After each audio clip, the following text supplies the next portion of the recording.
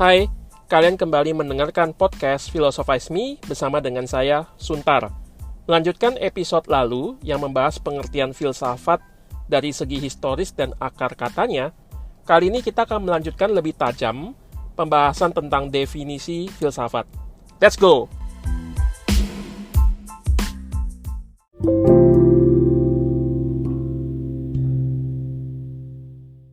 Pembahasan sebelumnya, kita sudah melihat arti filsafat dari akar katanya. Suatu nama tentu mengandung makna. Kata ya. Kata itu mengacu pada suatu fenomena. Maka dengan membedah kata tersebut, kita harap dapat suatu kesan dari fenomena yang diacu. Ambil contoh misalkan kata Eminem. Nah ini kan nama panggung ya, seorang penyanyi rap yang terkenal. Nah mengapa dipilih namanya Eminem bukan yang lain? Nama aslinya adalah Marshall Mathers ya. Meskipun dari kecil dia itu miskin, tapi dia rajin membaca dictionary. Sehingga vocabnya itu sangat banyak ya yang dia ketahui. Nanti ini akan menjadi modal buat dirinya untuk menjadi penyanyi rap. Nah, sebenarnya sejarahnya adalah dia menyingkat ya. Dia singkat namanya, kan Marshall Mathers ya. M dan M, dalam bahasa Inggrisnya M and M ya. Dibaca dengan cepat menjadi Eminem ya, jadi Eminem ya. Nah, ada tafsiran lain yang menarik nih. Dikatakan Eminem ini sebenarnya adalah akronim. Jadi adalah singkatan. Eminem itu singkatan dari Every mother is nice except mine. Jadi semua ibu itu baik kecuali ibu saya. Nah, tafsiran ini bilang ya, ini sesuai dengan latar belakang kehidupannya, perasaannya terhadap ibunya. Nah, apakah tafsiran ini benar? Saya kurang tahu ya.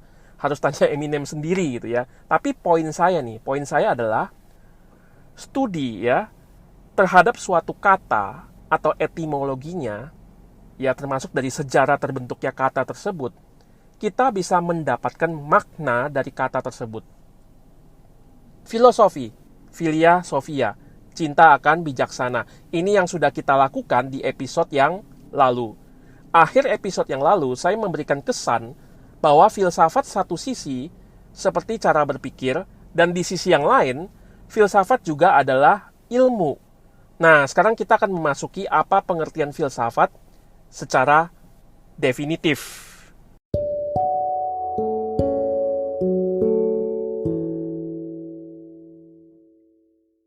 Definisi itu adalah suatu statement, pernyataan mengenai makna dari suatu term atau dari suatu kata. Nah, tentu itu caranya macam-macam ya. Ada yang pendekatannya definition by exclusion. Misalnya, apa itu meja? Lalu kita katakan meja bukan panci, meja bukan manusia, meja bukan teletabis misalnya. Nah, banyak yang bilang ini bukan definisi sih namanya gitu ya. Tapi bukan berarti gak berguna juga gitu ya. Nah, kita akan menggunakan pendekatan yang umum juga, definition by intention sama extension. Ini yang biasa kita gunakan di buku textbook ya. Harusnya teman-teman lebih sering ketemu definisi jenis ini waktu studi misalnya. Nah, waktu kita memberikan suatu definisi, ini pasti kita membatasi yang kita bicarakan. Ini perlu kita ingat. Tapi tidak apa-apa, justru itu poinnya. Kita gak bisa membicarakan segala-galanya tentang sesuatu. Kadang kan kita alergi ya sama batasan.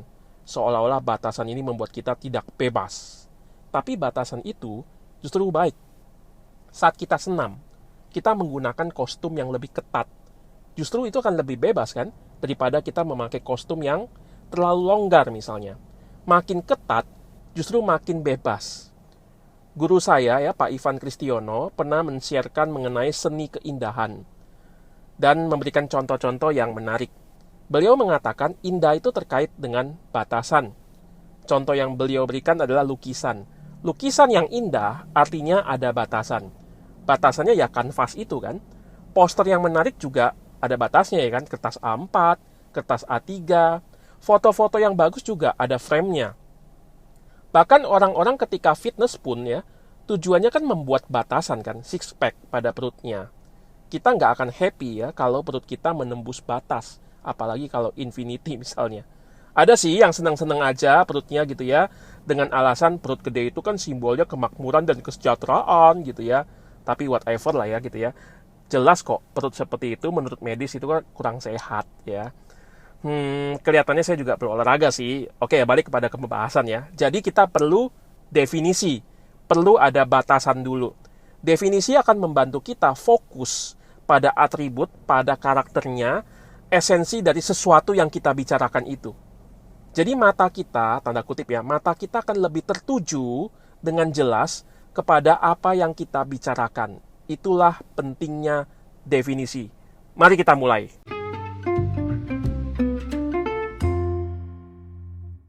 Apa itu filsafat? Profesor Bambang Sugiharto ketika membahas filsafat ilmu, ini ada YouTube-nya ya, beliau membedakan antara falsafah dengan filsafat. Saya sangat setuju dengan pembedaan ini, ya. Kalau kita mendengar kata falsafah, itu kesannya lebih kepada ideologi. Sesuatu sistem yang kita pegang, yang kita hayati, yang kita anut, yang kita hidupi, itu ideologi. Misalnya falsafah Pancasila misalnya ya. Nah, ini beda dengan filsafat. Kalau gitu filsafat itu apa? Nah, kita pertama-tama akan melakukan pendekatan dulu. Yang pertama itu adalah filsafat dilihat dari cara berpikir ya. Filsafat sebagai cara berpikir. Jadi filsafat adalah sikap reflektif dan kritis atas segala hal yang mendasar secara radikal. Sekali lagi, filsafat adalah sikap reflektif, kritis tentang semua hal yang mendasar secara radikal. Nah, istilah yang pertama, reflektif. Ini sudah saya bahas di episode sebelumnya ya, dari kata reflection, bercermin. Ini penekanan kepada penggalian ke dalam diri. Ya, jadi seperti kalimat Socrates yang penting, kenalilah dirimu. Lalu istilah yang kedua, kritis. Kritis berkaitan dengan rasionalitas. Filsafat menggunakan dasarnya itu adalah rasio atau akal budi dalam aktivitasnya. Critical ya berarti ada sikap judgment, ada penilaian ya. Tidak lelah-lelah ingin mencari sedalam mungkin. Ingat kata kritis dalam dunia medis? Itu kan artinya seperti sudah di penghujung gitu ya. Sudah kritis artinya sudah di ujung. Nah, berpikir kritis itu kayak ada nuansa yang terus cari, terus bertanya sampai seujung-ujungnya. Again, ini bukan sikap yang mudah. Waktu ada berita hoax, mana yang lebih gampang coba? Tinggal copas lalu forward ya, atau kita research dulu beritanya. Alias kita cek dulu ini benar apa enggak. Sempat heboh waktu itu ya, karena ada statement wanita bisa hamil gara-gara berenang di kolam renang gitu ya. Tapi sebelum itu, ada berita seorang perempuan Filipina dengan foto perut yang sudah besar dan ada foto USG-nya dikatakan hamil. Oleh siapa? Oleh ikan katanya ya kan. Nah ini kan sensasional ya, gile gitu ya, lintas spesies bisa membuat anak. Tapi ternyata setelah diperiksa kasihan ya. Ternyata itu kista yang perlu dioperasi. Nah, memeriksa berita seperti ini kan butuh tenaga ya. Research itu harus bayar harga. Entah ada biaya tertentu yang dikeluarkan, harus cek logis apa enggak, cek kebenaran datanya, apa sesuai dengan fakta, atau cuman buatan supaya sensasional aja kan. Lalu sumbernya jelas apa tidak. Nah, itu kan nggak mudah. Ya, tadi istilah pertama adalah refleksi. Istilah kedua, kritis. Sekarang kita lihat istilah yang ketiga, mengenai segala hal yang mendasar secara radikal. Segala hal artinya semua. Filsafat gak malu untuk membicarakan apapun. Filsafat itu seperti eagle view, mau lihat semua keterkaitan antar sesuatu. Mau memahami secara keseluruhan, bukan cuma satu aspek. Makanya nanti bisa menyentuh aspek ekonomi, aspek etika, aspek keindahan, aspek sosial, aspek simbolis atau bahasa dan lainnya ya. Nah, lalu yang mendasar secara radikal maksudnya apa? Nah, radikal ini bukan kayak gerakan radikal, bukan ya. Tapi radikal di sini itu dari kata radix. Itu artinya adalah akar, sesuatu yang mendalam. Nah, sering ada hal-hal yang terlihat ya, tetapi seringkali kan cuman kelihatannya seperti itu. Yang dimaksud dengan yang mendasar berarti kita ingin menembus lapisan permukaan yang hanya tampaknya itu. Lalu kita ingin masuk lebih dalam. Ini radix, ya radikal, radix. Misalnya ya, saya bincang-bincang dengan teman saya ya.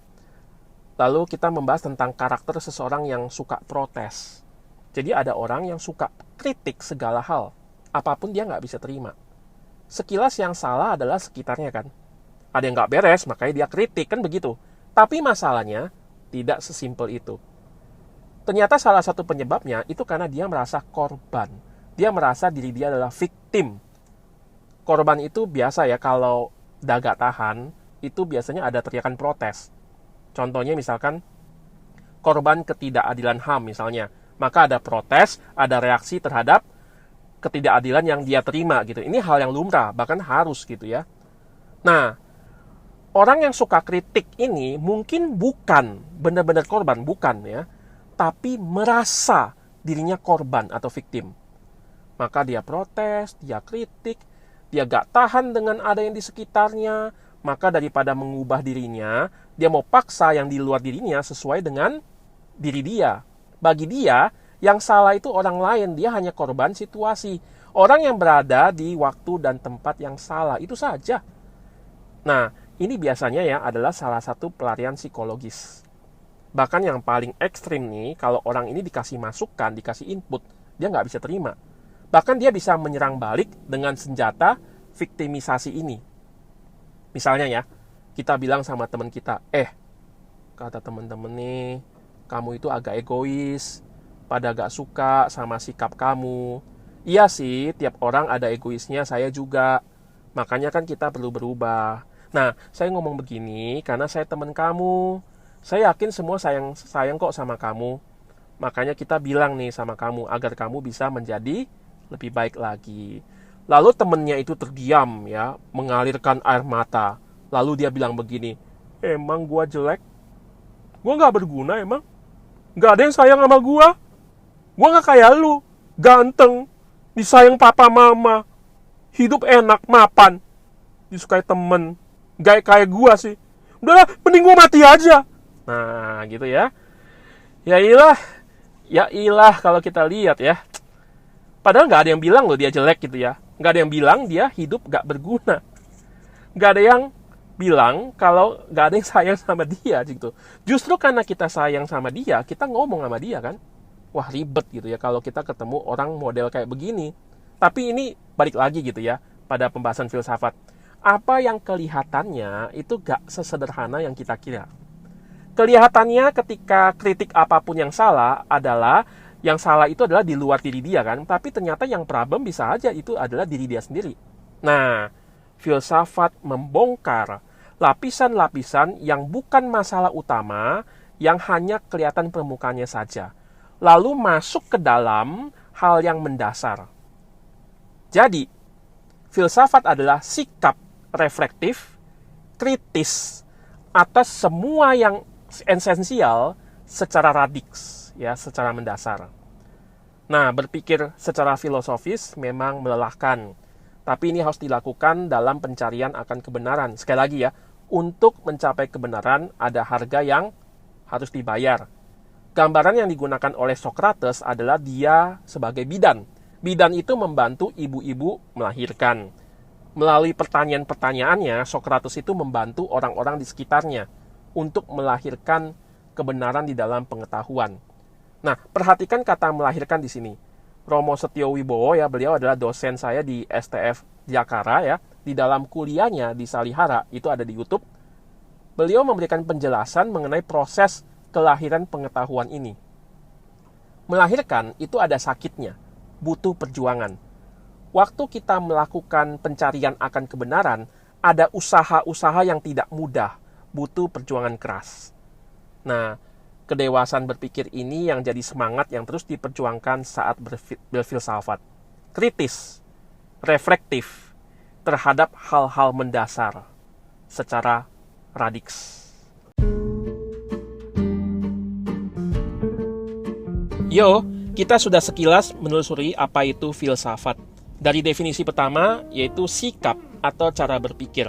Filsafat adalah sikap reflektif, kritis, atas semua yang mendasar secara radiks. Oke? Gimana?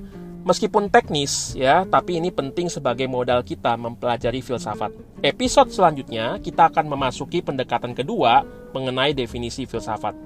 Harap melalui Philosophize Me, filsafat makin boleh dikenal oleh khalayak ramai dan membawa kehidupan kita menjadi lebih baik. Jangan lupa share kepada yang lain. Sampai jumpa, ingat slogan Philosophize Me.